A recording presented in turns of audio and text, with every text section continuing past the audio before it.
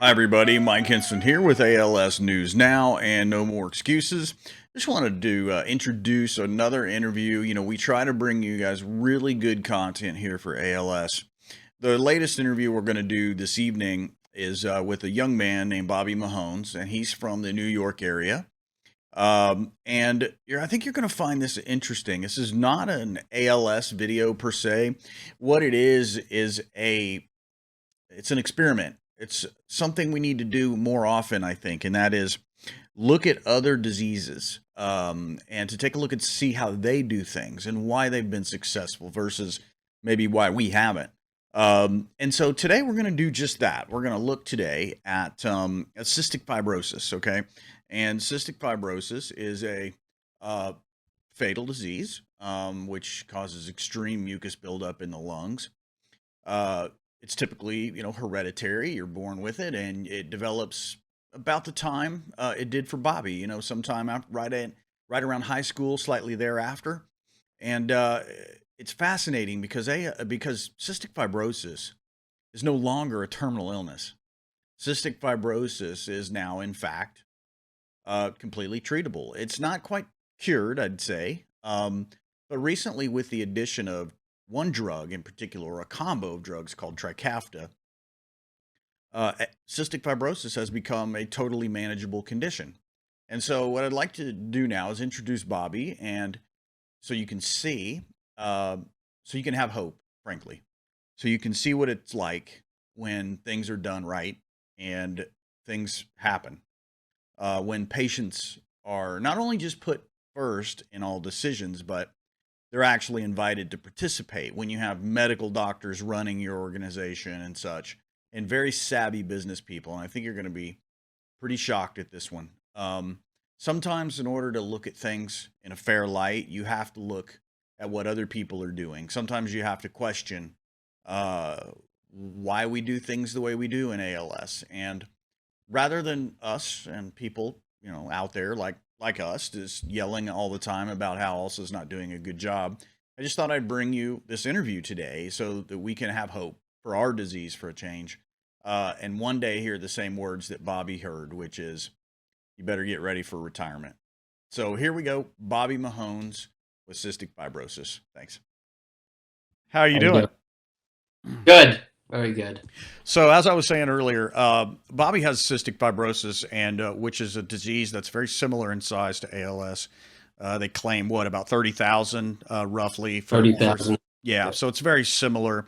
And Bobby's going right through right now what all ALS patients really just dream of, which is a wonderful result. He's actually doing better. And that's why I really wanted to show all of you tonight what is possible.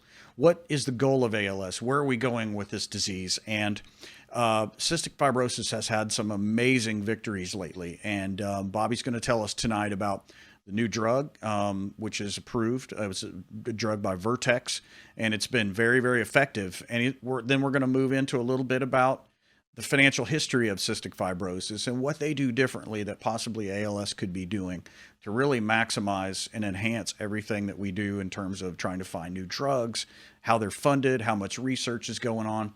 So, Bobby, let's talk just for a moment, if you will. The first question I have for you is just introduce yourself briefly and tell us a little bit about your whole cystic fibrosis story.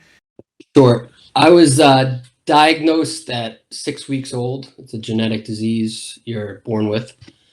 And I didn't really have too many symptoms until I would say high school. I was actually the fastest kid in my whole school district up until 8th grade for long distance wise, which is amazing for having CF.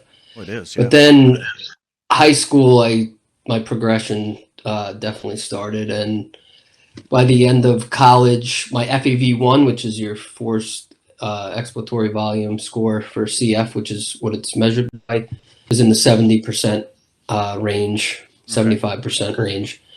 And that kind of stabilized until college. I got out of college, but once I got out of college, it's rapidly started to decrease to where I was at my low of 33% as of last summer, until I got this new pill.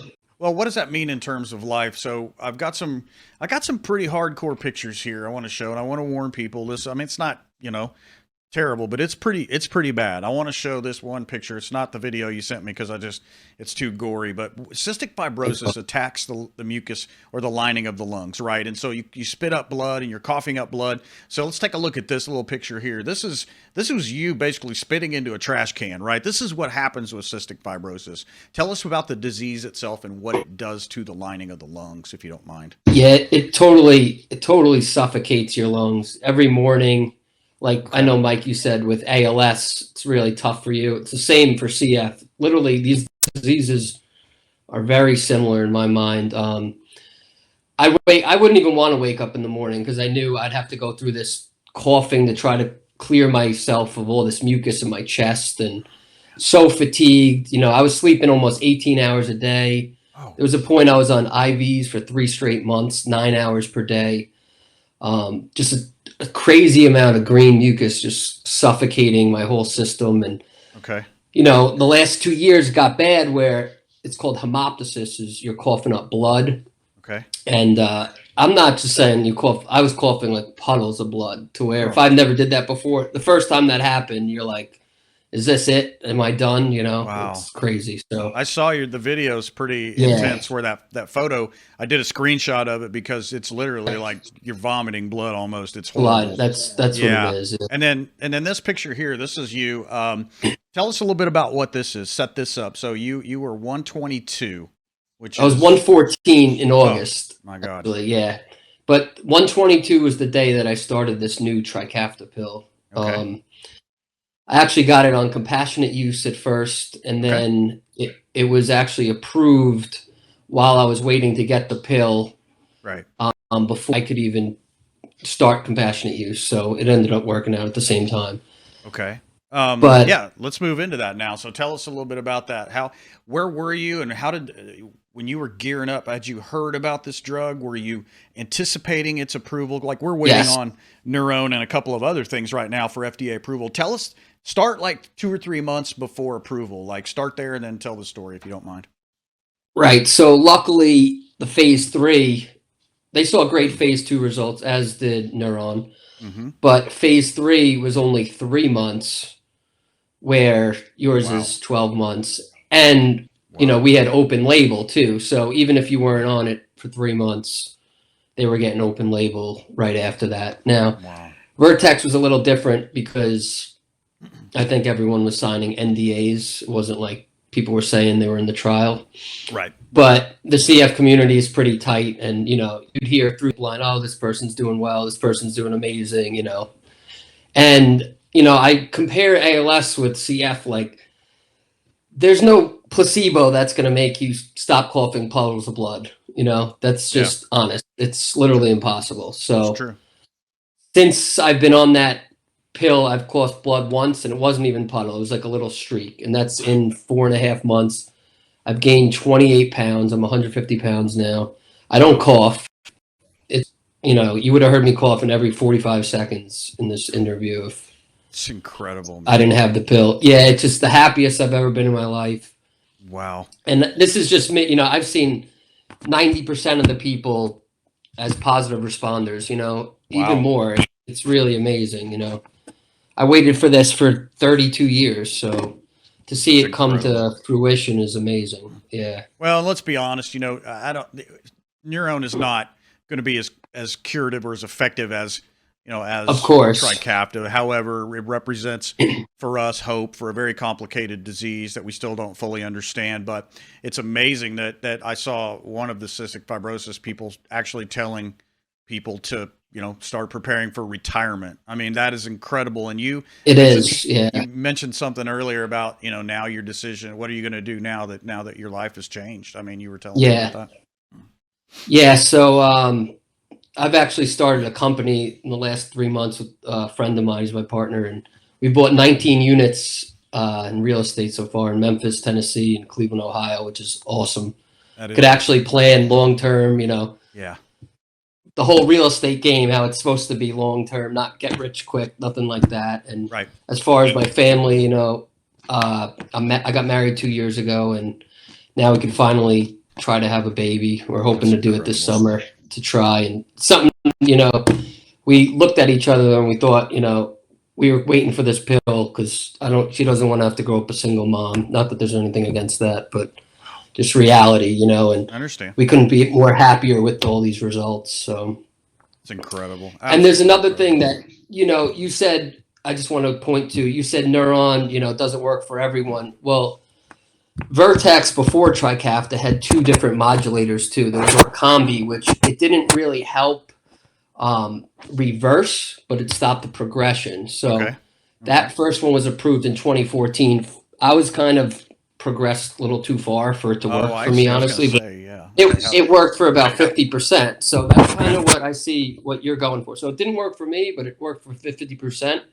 Right. And that's a win. Sure. And then there was Symdeco after that, which maybe helped 60%. Still didn't help me. And then this helps like 90%, and Wow. it helped me big time. So that's So yeah, I mean, there's other things in the pipeline down the road, but you got to get there. And that's why I'm trying to help you guys out. That's right. And so that's an interesting point. I'm glad you said that because this Trikafta is a mix of three different drugs, and so it's it's a multidisciplinary approach, which is exactly what we've been saying we need for ALS. There's been a lot of focus on finding a cure, and I'm not sure that's really the right strategy. I believe that like cancer, if we think about cancer, imagine if cancer had been so focused only on a cure. It's still not cured, but they have thousands and thousands of treatments. And so I believe that we've gone down the wrong road with this cure thing. And so ALS patients would love to have something to try, anything to try. The two drugs we have now are not effective hardly at all. They're not changing the trajectory of our disease, not like yours is. And so I believe that ALS needs to, switch directions, and let's start, funding some of the therapies that are promising. And honestly, I was shocked when we met with ALSA, back in June of last year, that they had no viable strategy to focus on several of the best therapies. In other words, the way they work is they throw money out a little bit at a time, 100 grand here, 200 grand here, and they have given a few therapies now, like Dr. Appel's procedure, like 1.5 million, but that's, in the grand scheme of things, that's nothing, especially when you've got $115 million that fell from the sky from the Ice Bucket Challenge, and you're sitting on a lot of that. So I think there's a difference in philosophy, and maybe we should start talking about that now. Tell us a little bit about what you know about the Cystic Fibrosis Foundation, and who runs it. Are they responsive? Go ahead and tell us a little bit about your organization. Yeah, so they're out of Washington, D.C., and some of the top doctors are on the board. And something they pride themselves in is 90% of every dollar goes to research, which is really unheard of. It's incredible. A lot of these people are doing it for not a crazy salary. They really want to, and that's why this is all so exciting, that we've actually made progress, and and people get to see that through, like, in their lifetime. It's really rewarding. The money might not be great, but it's rewarding for them to truly make a difference in people's lives. Right. Well, and they do pay, quite a bit in salaries, but not as compared to their total revenue stream. That's the difference, I think. Exactly. Yeah. So, and also their salaries might appear high now, but look what they've hit on, and look what they've done. Exactly. They've made money for themselves. They bet on Vertex. I think they put something like $100 million into the company. Wow. And they got paid $3.3 billion off of that on the back end. That's incredible. So on a royalty deal. So it's, they made that bet. They're not only the best foundation, they're the best company if they were a business, if you could actually profit off it, but they don't profit. They put it right back. They put it right back into research. So it seems like it, and they've been very successful in taking those points on specific drugs and stuff. And let's just take a look now. There are 30,000 people roughly in each disease. This is something you and I were kind of talking about with our financial backgrounds. Is let's look at this year, end of year. Cystic Fibrosis Foundation, they're worth $4.1 billion. That's a B. That is actually a B there. That is shocking to me. And off of.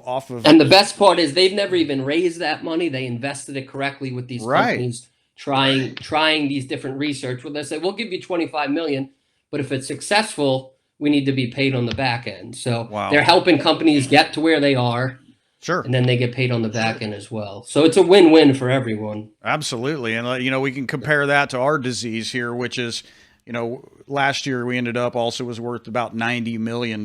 That's with an M, $90 million. And I think this is pretty shocking, really, Bobby, because we were looking at the grants paid. They paid, this is actually 2018. They paid 17.8 million in grants out of a total revenue of about 27 million. So as you can see there, the difference is huge, and I think it really goes all the way to the top in terms of the attitude. Cystic fibrosis, like you said, if it were a business, I mean, I'd be investing in it because it obviously Everyone would. they know how to run it, And how about the responsiveness? Do they have patients on the board on the executive staff, and do they allow patients to be involved in the disease, or what do they do there? Yeah, but so CF's obviously different with ALS too. You can't have cross infections, a big thing, kind of like you're seeing with this corona thing, the 6 feet apart. Oh, that's always applied to our life between CF patients always. So I see. It's social distancing isn't too crazy for us. We're kind of used to it. Wow, that's interesting. Yeah. So, but yeah, there's input, and okay. I was in at least 3 trials myself. I wasn't in this Vertex one, but okay. I always tried to help, get to the end goal. Even if I was getting the placebo, at least someone was getting it. And then if it was promising, it would become open label at least. So that was nice. Right. Exactly. Yeah. That's a big problem for us. We just got our guidance done after 7 years, buddy, and new trial guidelines. And recently the FDA just approved another trial with no open label extension for ALS and with a 2-to-1 placebo ratio. It's crazy to see what the FDA will do. Yeah. It's unbelievable. And so I'm guessing that, your trials, as you mentioned earlier, touched on it a little bit, are nowhere designed like that. They're much more humane, right? Is that fair to say? Oh, yeah. Yep, of course. Tell us a little bit about the trial you were in, if you don't mind. Just mention one of those, if you don't mind. Yeah, I won't say the name, but I was in, it was always oral pills, so it was nothing crazy, no injections or anything. Okay. So it'd be like placebo, a small dose, maximum dose. It was always a phase 2. I was never in a phase 3. So it was a lot more than for safety and kind of finding out the right dosing. Were those open label trials typically for that disease, or They weren't. They were still early. Actually, one of them was Vertex, but it was early. It wasn't. When Vertex or Combi, Symdeko, and Trikafta got the phase 3, they were all open label. Right. Phase 2, they weren't until actually phase 2 Trikafta was. How long was the development on Trikafta, if you don't mind? Sorry for the audience. We got a little delay. That's what's throwing us off here. But tell me a little bit about the timeline, if you don't mind, for Vertex. I know you touched on it, but tell me a little bit about how that came about. Well, they had to get that first part, which was Orkambi. That was 2014. Okay. Then Symdeko was 2017. Okay. And then Trikafta was 2019. So, it was always in the works, but they had to test each part first. So it was a long time too, but they had an end in sight, and right. Yeah, it wasn't but again, phase 3 was 3 months, the fastest phase 3 ever. It wasn't that's incredible. 12 months. So they acted, and then if you saw the approval, that was within, I think, 2.5 months, one of the fastest ever, if not the fastest. Wow. Well, it obviously had a significant effect, and I get that. I do. What is there a biomarker for cystic fibrosis, or what? Tell me a little bit about what was their primary endpoint like, and why? How did it get approved so quickly, do you think? Primary endpoint was FEV1 and pulmonary exacerbation. Yeah, so my FEV1 went from 33% to 47%, which is amazing. You never reverse. Right. Unless you're Matt Bellina and you get 6 doses and you go up, there. So I think it's more rare. I get it, but I think I've plateaued right now, and I'm perfectly fine with that. Really, I can live at 47%, and I could run a mile if I have to. I'm not going to run marathons, but I don't need to run marathons. I just want to live. That's about the same for ALS. Honestly, you don't really. As you start to decrease, you get down, you start getting out of breath at. I'm just reaching the point where I feel just occasionally winded, but I'm still probably in the, honestly, probably the high 60s, you know what I mean? Which is still pretty Right. damn good considering 80 and above is normal. So, but Right. you feel the change. It's not so much that you get winded. It's just, you feel like, oh shit, like I can't, I couldn't run anymore. So, Of I mean, course. Yeah. but to get down in the 30s, man, that's scary. So what'd you say the lung transplant was about? It's 30%? 35% you start looking at it. Yeah. And you're Okay. really, once you're below 30, it's when you actually, but the wait Okay. list is pretty long in New York. You'd have to go out Sure. of state, most Sure. likely. Okay. Yeah. So, Well, man, that's great information. You know, I'm just shocked at how well run, cystic fibrosis is, and how you guys have had this huge success. It's amazing. When I saw that, yeah, I'm it's just everyone's incredible. like, everyone says, oh, it's like a miracle. I'm like, no, it is a miracle. Like, Yeah. Well, it's science, you know. my lung function might be plateauing, but my weight keeps going up, which is amazing. That's amazing. So you're gonna have to watch Yeah. out now, so you don't get Yeah, maybe. too I'm all thick. right with that though. Yeah. Right. Exactly. Well, man, that's So awesome. also, I haven't been on IV since before this now, and my goal is to go a year without IV, and I think that's Wow. easily doable. That's Where I was amazing. on IV every 2 months, at home and attached to a pole and Okay, so, just so you're doing some sort of terrible. IV therapy then, like for Yeah, it us, was it'd be always like a lot of kava. IV antibiotics. So I would be Oh, better. okay. It'd take about 3 weeks to kick in, and then I'd be better. But then I knew 2 weeks later I was gonna get just as sick. All that mucus was gonna come back, and it was like false. It was always false hope. Like you get better.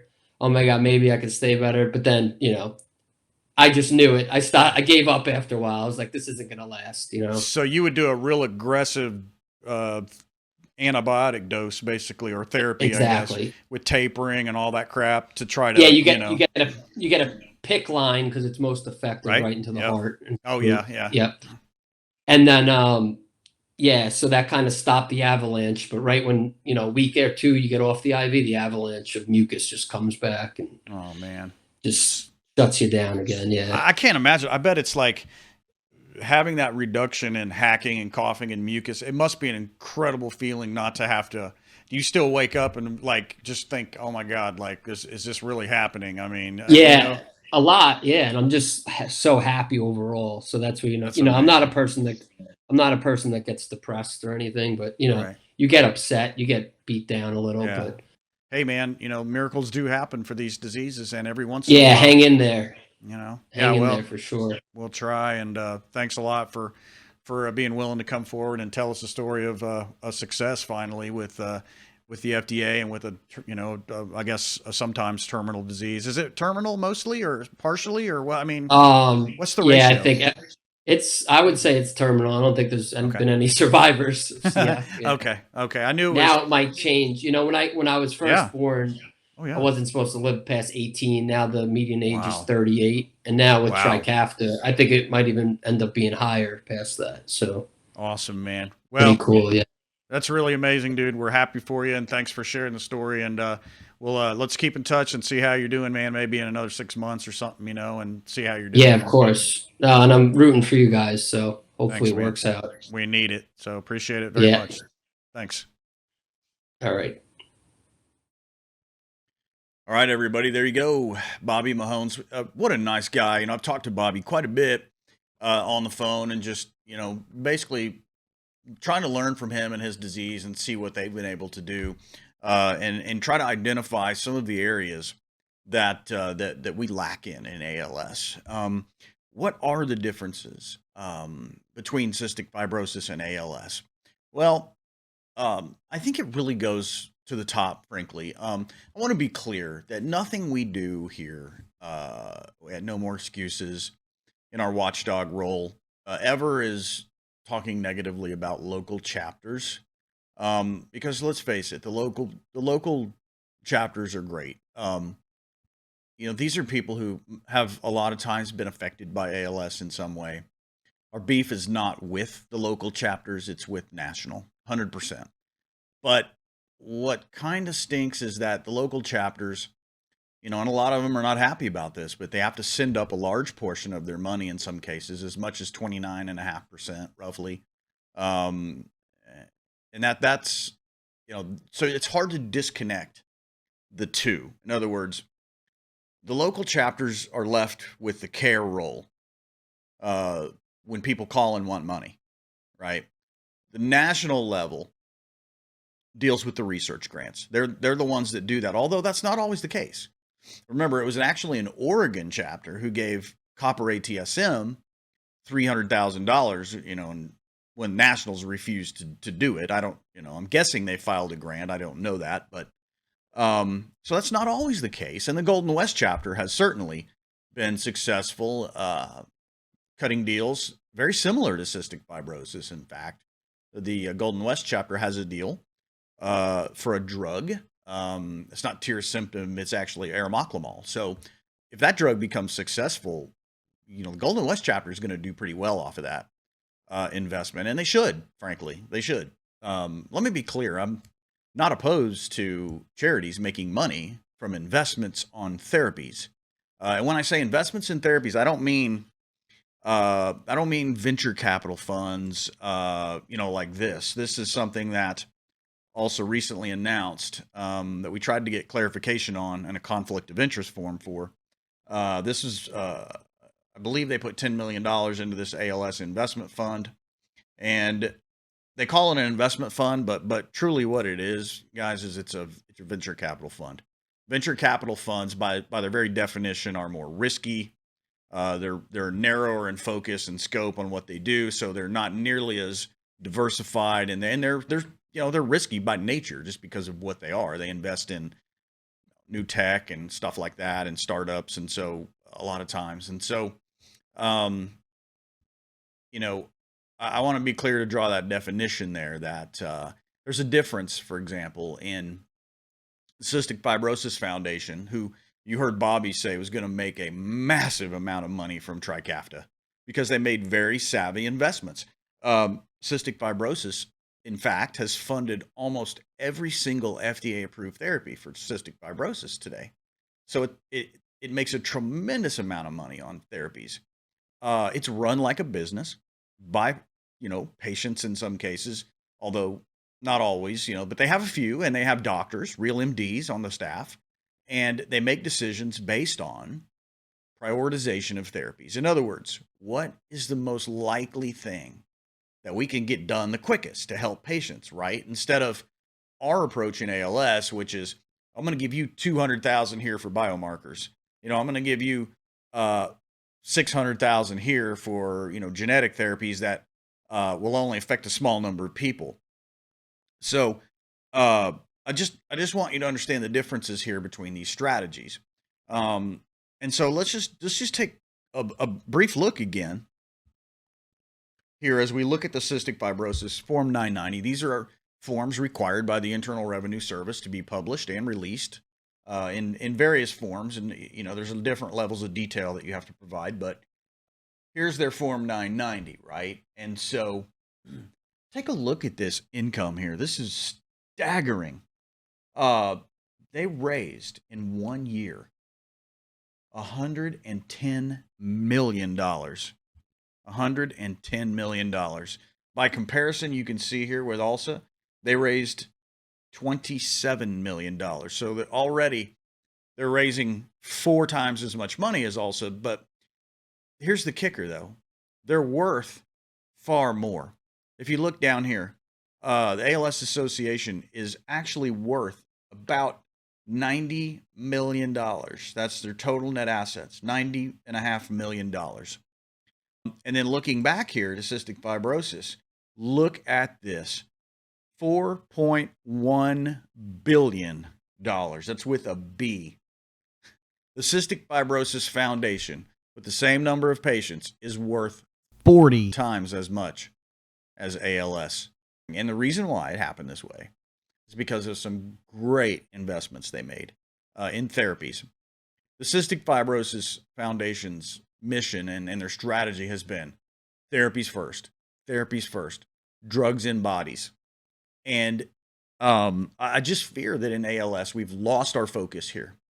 I saw that, in fact, the ALS Association released its 2020 priorities recently, and access to therapies was the last one on the list, literally the last one on the list. The next thing I just want to talk to you about here is as we go through just some of the differences. Again, I'm trying not to pick here, but I want you to see. It's hard not to show you the differences without this coming across as nitpicking, but I mean, it is what it is. That's all I can say. Let's look at this document. It also says that it funds all phases of research. This came right off their own website. Okay. It's their documents from the Treat ALS program, where they did fund phase 3s, by the way. And then here they put this one up, and in their FAQ, the association has never funded phase 3 trials. So there's some interesting conflicts here, what they say and what they do. I think this is another good example of how the Cystic Fibrosis Foundation is a little different. Also claims that phase 3 trials are the riskiest phase of trial, and by that point, the drug's already well established, like Neurone, for example. It didn't fund any phase of Neurone, but it refused to fund phase 3 because it said that it wouldn't help, which we knew was obviously not true, because until recently, when the company did an ATM offering and had to dilute its own ownership to raise that extra $15 or $20 million to complete the trial, the phase 3 trial. This information is from the FDA and was audited by the Government Accounting Office. Okay. So this is rock solid as it gets, from 2016. So it's not old data. As you can clearly see here in the middle, look at phase 2 right there. It says approximately 30.7% move to phase 3. Only 30% of drugs that are in phase 2 move forward and go to phase 3. 30%. Okay. If anything, funding Neurone going into phase 2, funding their phase 2 trial would have been the riskiest thing that also could have been. And then looking back again at this document, look where it says phase 3 right in the middle of your screen near the top there. It says clinical trials test, and then look down there. It says approximately 58% move to a new application process.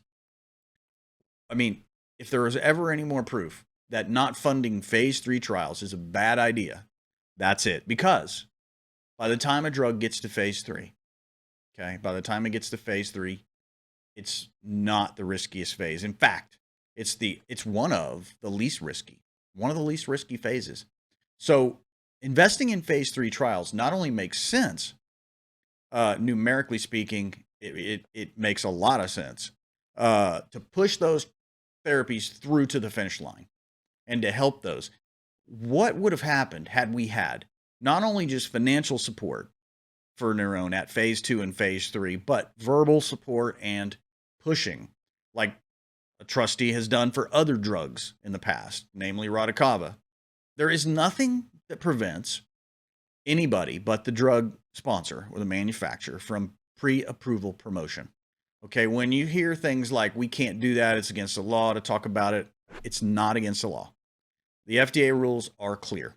There is no limit on pre-approval promotion by anybody except the drug sponsor.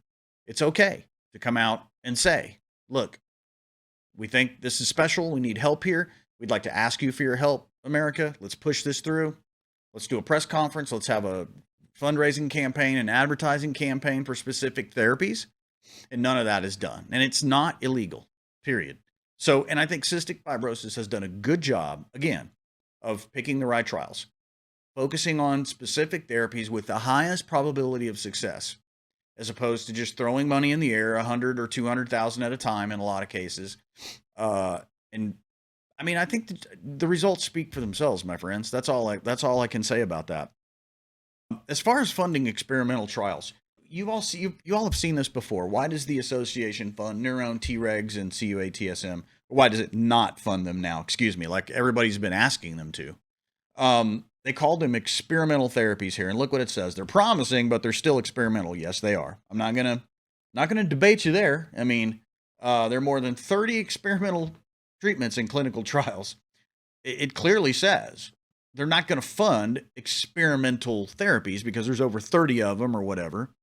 And so what also is saying is that we're not going to fund experimental therapies like Neurone. Well, down at the bottom, it says with each phase, and they mean of trials, being larger, more expensive, and more difficult, if a drug shows poor results in an early phase, we avoid the time, expense, and burden of a later phase trial. Well, you just saw for yourself that later phase trials are actually less risky than the early phase trials. And why is that? It's because the drug has already passed critical benchmarks like safety. Phase 1 is always a safety trial. So once a drug is passed safely, a safety trial or phase 1, that's a huge hurdle. It eliminates a lot of risk right off the top, right there. You can see it for yourself there. The problem is that then this organization turns around and they fund an experimental therapy, and you see it right there in the red box. We funded an experimental drug. Experimental drug. There's another article that says that we didn't know if it was going to work or something like that. It basically exactly what they said they didn't fund. They did. So here's my problem. And I think going back to cystic fibrosis, you cannot give these little companies just enough money to drive halfway across the desert. You have to make sizable commitments in these things. Let's play what if just for a second. Let's play what if for a moment. And let's assume for a second, okay, that that also had funded Dr. Appel after the Ice Bucket Challenge, the man who has stopped the progression of ALS, not in one person, as that doctor said, but actually slowed the progression of all 3 people in the first trial, but 2 had a great response. We heard that right from not only his staff, but, one of the wives of somebody in the trial. And the only reason it was only 3 people is because that's all he could raise. Dr. Appel coined the phrase, ALS is not incurable, it's underfunded. And yet, he's been underfunded from day one. What if, let's rewind just for a second. What if in 2014 we have $115 million falling from the sky and we got to do something with it? Okay. What I would do with urgency, I would say we should take half of that money, because we already have income. We're already an ongoing concern. We're already making about 25 to 30 million a year in donations. By the way, and it's still that today. It's exactly the same on average today as it was in 2013, approximately. 2014, you got $115 million falling from the sky. Take half of that money. Why not take half of it? Take, $58 million roughly. And let's take that money and let's take the top 5 most promising things and super fund those. Okay. And remember, here's the thing. At the time, we had Neurone. Remember, Neurone was rejected in 2012 for trial funding. We had copper ATSM. Those guys have been working on that drug for over 13 years now. Slowed the progression of ALS by 70%. And then on the third of those things, we had Tregs. Dr. Stanley Appel has been working on his theory for a decade or more, 2 decades, and nobody believed it. Nobody believed it or stem cells. We now have 3 stem cell procedures, either in trial or close to being in trial. They are Neurone, AstroRx, and a new one I think called Seneca. And then if you add in NeuralStem, which is thinking about doing a trial, and so same for Seneca, and then CoreStem in Korea, which is a legitimate procedure. That's actually 5, isn't it? So we have 5 stem cell procedures. And what are the only 2 things today? Only 2 things that we know have stopped the progression of ALS or made people better. It's Neurone and it's Tregs. So going back now to 2014, had those therapies had the funding they needed, Dr. Appel, and I'll tell you why Dr. Appel is so tragic, because he's in phase 2 right now. And that trial ran out of money again. It ran out of money. They had to ask for an emergency request, and they got it, although it didn't say from whom. Also had given its maximum $1.5 million per calendar year. So there you go. They're limited statutorily to failure. 1.5 million is all they can give. And it's all done by a committee. So they have paralysis by analysis, right? And so what if Dr. Appel and Neurone and Tregs and other things, frankly, like arimoclomol had gotten additional funding? What if these ASOs had gotten additional funding? What if JC Fusion had been funded back then if it were around? I don't know that it was, or Torferson, but I'm just saying, when you have the opportunity to create therapies that can halt the progression of the ALS. It buys time. It allows you to buy time to, to do other things. What we're talking about with these therapies, they're bridge therapies. They're not curative. However, what we don't know is if we use all three of them, like Trikafta, will it be curative? We don't know that because it hasn't been tried. And we can't spend another decade running another trial. And so rather than funding these things in an adequate manner, and rather than advocating for things like new FDA clinical trial guidelines, it took 7 years to get those guidelines done. What if Neuron's phase 2 trial had been designed under the new guidelines? And same thing for the phase 3 trial. Going back to cystic fibrosis now, I wanted you to see this because you see a very successful charity and fundraiser. You see it acting as a fiduciary. It's doing the right things for its patients. It's focusing on therapies. It's highly rated, 98% on Charity Navigator, 98%. Actually, I think it's 99. And Als is rated now at 88% and probably falling. We'll see. But I couldn't find hardly a bad review of the Cystic Fibrosis Foundation. And how could you, really? I mean, they've now turned that disease from a terminal condition into a treatable disease. This is, as we close out here, I want to just show you something. One more thing, and then we're out of here. I'll just leave you with this. This is what the cystic fibrosis was telling people recently that were once terminally ill.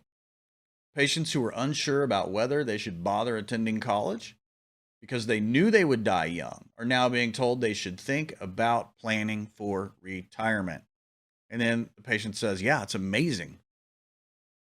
Well, you know, guys, I don't, I mean, that's a dream for me. I can't imagine what it would feel like. And I know for you to have access to 3 therapies. Let's say we were getting Tregs, Neuron, and CUATSM, right? And it gave us an extra 15 or 20 years. What would that mean to you to be able to watch your kids grow up? And while cystic fibrosis is being told to prepare for retirement, this is what also was sending our patients with ALS. A solicitation to make a last will and testament. I love this first line. Even if you plan to live another 100 years. Man, I tell you guys, this is tough. That's tough. That's a tough one. Okay. That's a tough one because that hurt me bad when I saw that. I thought, man, you talk about a lack of optics. I want to thank you guys for watching tonight, as always. And I hope this video has given you some hope with what cystic fibrosis has done. I mean, I'm so happy for them. You know, how can you not be? A guy like Bobby was on the ropes, man. I mean, looking for a lung transplant, and that's a devastating surgery and transplant, you know. And he was on the ropes, man. And now, did you even detect a single cough during that interview? It's been truly life-changing, just like, let's say, some of the interviews you've seen I've done on Neuro, you know, like those people have stabilized. We can do this, people. ALS is treatable right now. It's not for lack of having the ability to do it. It's just a sheer lack of will at this point. It's just a sheer lack of people saying, this bullshit has got to stop, and pardon my language there, but that's what it's going to take. Just people saying, listen, we're done with this. Okay, we're done. We need people in our organization like Cystic Fibrosis has. Business people, doctors, you know, patients. And we can do this. We can do it. We're seeing it done right now for COVID-19 as the FDA blows literally almost every rule out of the book, forming special access programs, paying for expanded access. It doesn't get any better than that. If the FDA would just take a teeny tiny bit out of its budget and do the same thing for me and you, ALS is a treatable chronic disease. Now we have the therapies. And so this is a critical time in ALS. We need people to steer us in the right direction. And, we got some hard decisions to make, in my opinion. I hope I've shown you what we could have. And again, I'm happy for CF, and I hope that this video has shown you the difference between our diseases, but how similar they are also in size. So I want to say thank you. Look forward to seeing you guys again right here on the channel at ALS News Now. Be sure you follow my Twitter feed at ALS_now, and we'll talk to you again soon. Thanks.